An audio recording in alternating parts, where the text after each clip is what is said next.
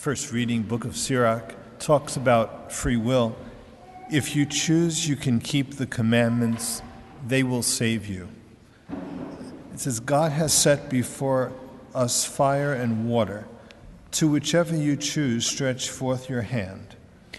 Before us are life and death, good and evil. Whichever you choose shall be given us. Okay, and then in the gospel, we say that Jesus raises the bar.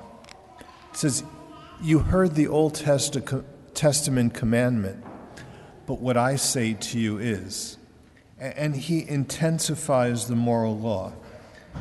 He heightens God's law for us. Not only raises the bar, though, he gives us the pole to vault over the bar. He gives us the sacraments as the means to reach that higher level. Often the world would deny free will. Sometimes in legal defense cases, there was a case where a fellow committed a crime and he blamed it on having too much sugar in his blood. They called it the Twinkie defense. He had eaten too many Twinkies. Another one had too much coffee. He says, caffeine made me do it. Okay.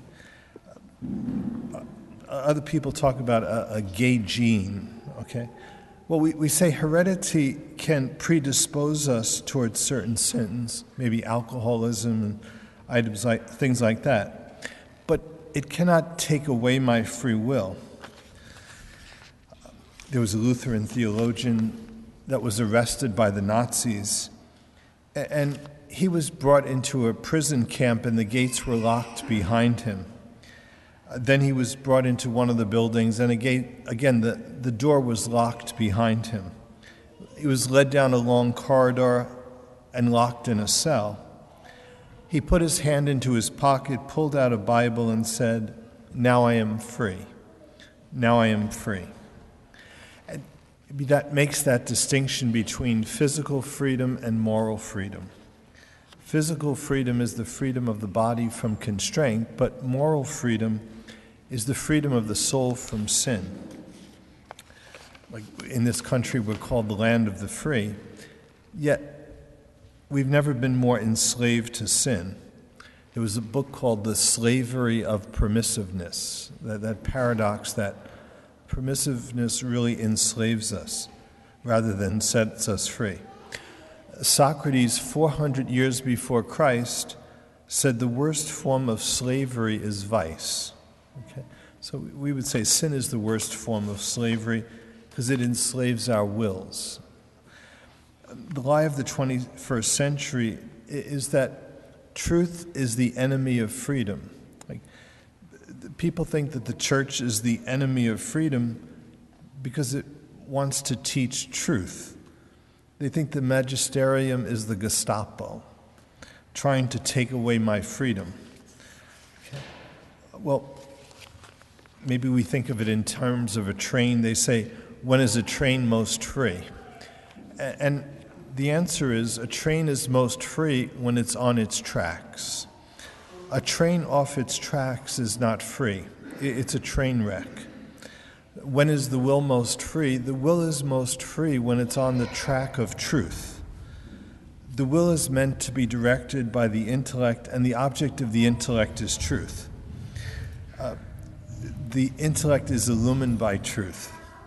One moral theologian, Monsignor William Smith, says, freedom divorced from truth is an unguided missile. Okay, you don't know where it's going to end up. It can do a lot of damage. Freedom divorced from truth is dangerous. St. Augustine's definition of holiness is freedom wedded to truth. Okay? Freedom wedded to truth is St. Augustine's definition of holiness. When we wed our wills to anything less than truth, it becomes an addiction. Okay? It becomes a slavery. The saints are the most free because they were free to become all that God intended them to be. They stayed on that track of truth, and could become all God intended for them to be. The Blessed Virgin Mary is the most free of all the saints. So that idea of using our freedom in the service of truth, like G.K. Chesterton says, that we should thank God for beer and Burgundy by not drinking too much of them. Okay? So we show our gratitude to God by using our freedom to obey His will. Okay? We show our gratitude for our freedom by putting it in the service of truth. Before Mass, before the Gospel, we make that cross on our forehead, our lips, and our heart. And the prayer is that we might know the truth, that our minds might know the truth, that our lips might speak the truth, and that our hearts might love the truth, live the truth, practice the truth. Like those who know the truth well are called theologians. Those who speak the truth are called prophets. Those who live the truth are the saints. And so our prayer today is that freedom directed by truth puts us on the path of holiness. Okay? And as Jesus reveals that path more fully to us, part of the Sermon on the Mount, that we might put our wills in the service of that truth.